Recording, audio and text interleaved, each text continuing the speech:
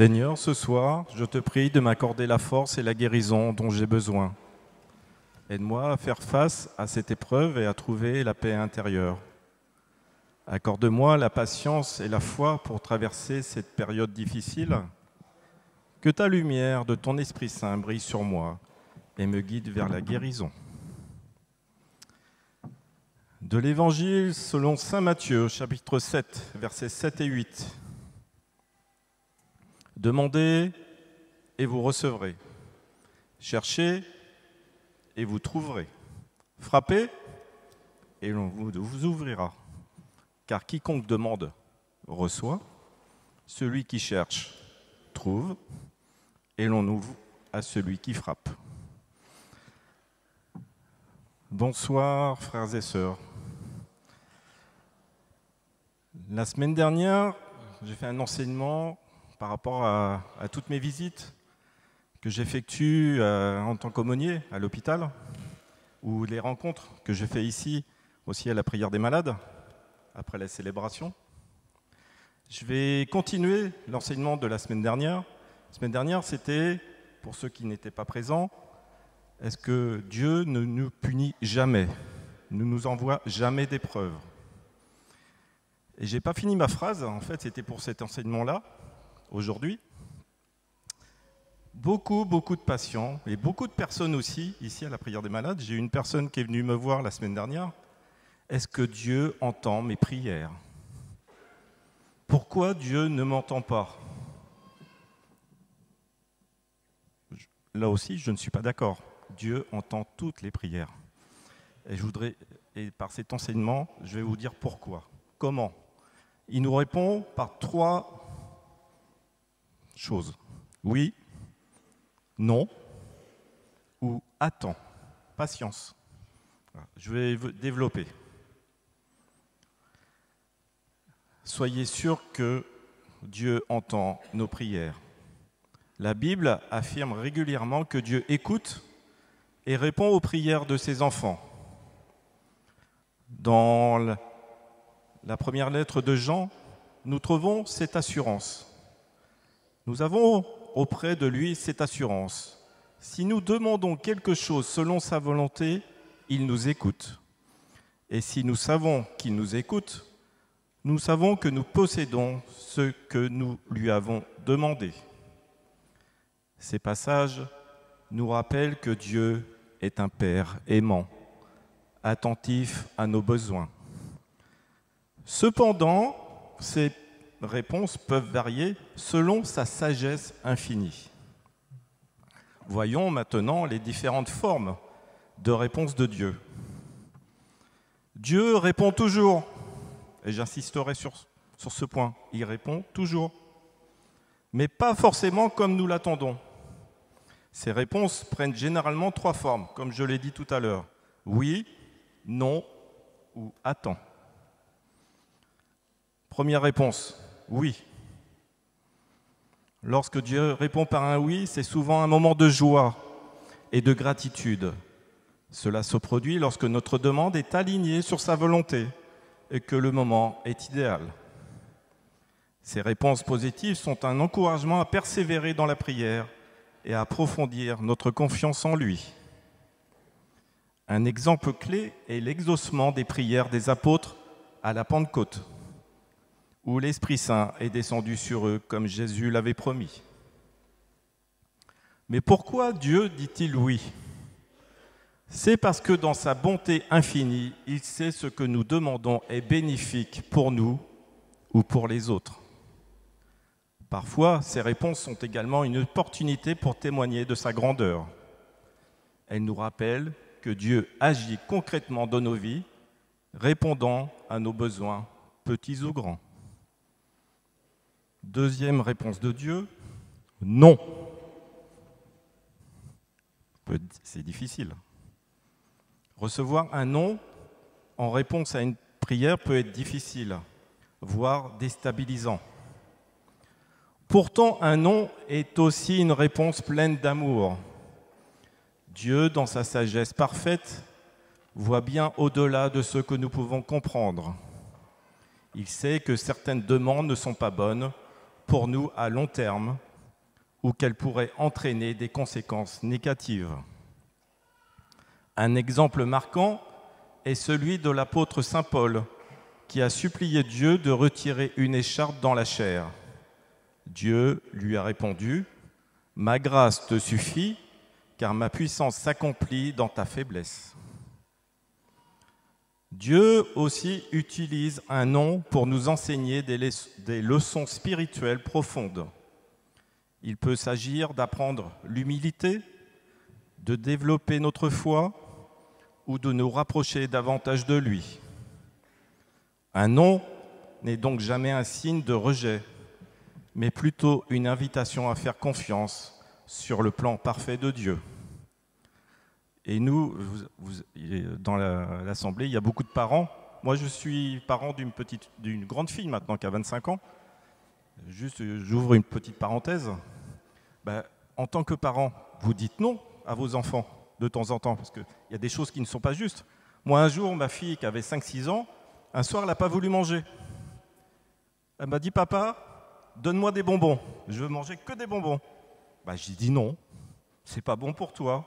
Et Dieu, c'est pareil. Moi, j'ai résisté à ma fille, Dieu nous résiste, avec tout son amour. Troisième réponse de Dieu, attends ou patience. Parmi les réponses de Dieu, l'attente est sans doute la plus difficile à accepter. Lorsque Dieu dit « attends », cela signifie que le temps n'est pas encore venu pour que notre demande soit exaucée. Cette période d'attente est souvent un temps de croissance, de maturation et de préparation. Un exemple biblique emblématique est celui d'Abraham et Sarah. Dieu leur avait promis un fils, mais ils ont dû attendre plusieurs décennies avant de voir cette promesse s'accomplir. Pendant cette période, leur foi a été mise à l'épreuve, mais elle s'est aussi fortifiée. L'attente leur a permis de mieux comprendre la fidélité de Dieu. Lorsque Dieu nous demande d'attendre, il travaille souvent dans les coulisses, mettant en place les éléments nécessaires à la réalisation de ses plans. Cette attente peut également nous enseigner la persévérance et l'importance de rester fidèle dans la prière. Comme le dit Isaïe au chapitre 40, verset 31, « Ceux qui se confient en l'Éternel renouvellent leur force. Ils prennent leur envol comme des aigles. Ils courent et ne se lassent pas. Ils marchent et ne se fatiguent pas. » Juste un tout petit témoignage. Mes parents étaient communistes. Je n'ai pas été élevé dans l'esprit de Dieu. Je me suis converti à 28 ans. Mon père est mort en 2008. Je me suis converti en 95. J'ai été le voir, je lui ai pardonné tout ce qu'il m'avait fait pendant mon enfance. Et il m'a dit, pendant ces 14 ans qu'il a vécu après ma conversion, « Jamais je ne me convertirai. Jamais je ne me convertirai. Je ne crois pas en Dieu. » J'ai prié pour lui, comme beaucoup d'entre vous prient pour des proches. Et Dieu a exaucé ma prière. Ça a mis 14 ans. 14 ans. Il s'est converti à la dernière seconde sur son lit de mort. Et je peux vous dire, pour un communiste, regarder le plafond et dire « Mon Seigneur et mon Dieu », il a posé les mains sur son lit, il est mort en disant ces paroles-là, je peux vous dire que c'est un grand miracle. Et il s'est converti à la dernière seconde. Dieu entend toutes nos prières. Qu'est-ce que prier selon la volonté de Dieu ? Un élément central de la prière est de chercher à comprendre et à aligner nos demandes sur la volonté divine. L'exemple de Jésus à Gethsémani illustre cette attitude. « Mon Père, s'il est possible que cette coupe s'éloigne de moi, toutefois, non pas comme moi je veux, mais comme toi tu veux. » Cette soumission à la volonté de Dieu témoigne d'une foi profonde et d'une confiance totale en sa sagesse. Quels sont les obstacles à l'exaucement des prières ? Certaines barrières peuvent nous empêcher que nos prières soient exaucées. Parmi elles, le manque de foi.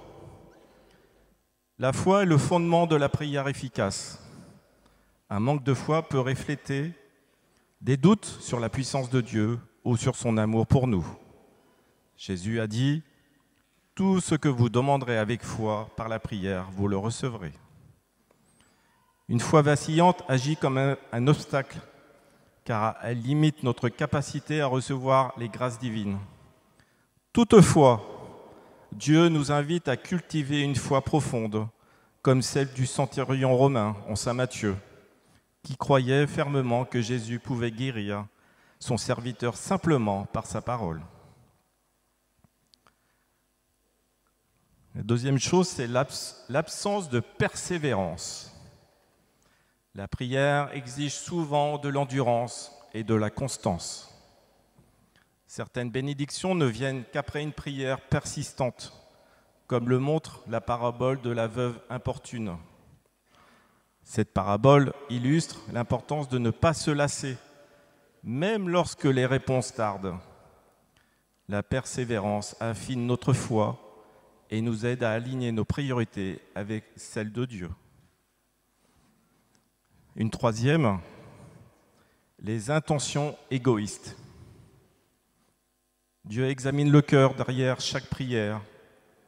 Lorsque nos demandes sont motivées par des désirs purement personnels ou égoïstes, elles risquent de ne pas être exaucées. Je prends toujours exemple sur la Bible, en Saint Jacques. Vous demandez et vous ne recevez pas, parce que vous demandez mal, dans le but de satisfaire vos passions. Pour que nos prières soient efficaces, elles doivent être empreintes de sincérité et chercher à glorifier Dieu tout en bénéficiant au bien commun. Qu'est-ce que la prière ? La prière est un acte de confiance et d'abandon. La prière va bien au-delà de la simple demande. Elle est un acte de foi, un moment où nous reconnaissons notre dépendance totale envers Dieu.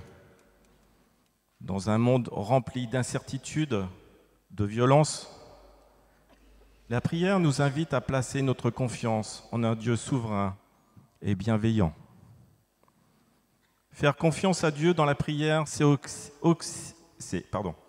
aussi accepter que ses plans soient supérieurs aux nôtres.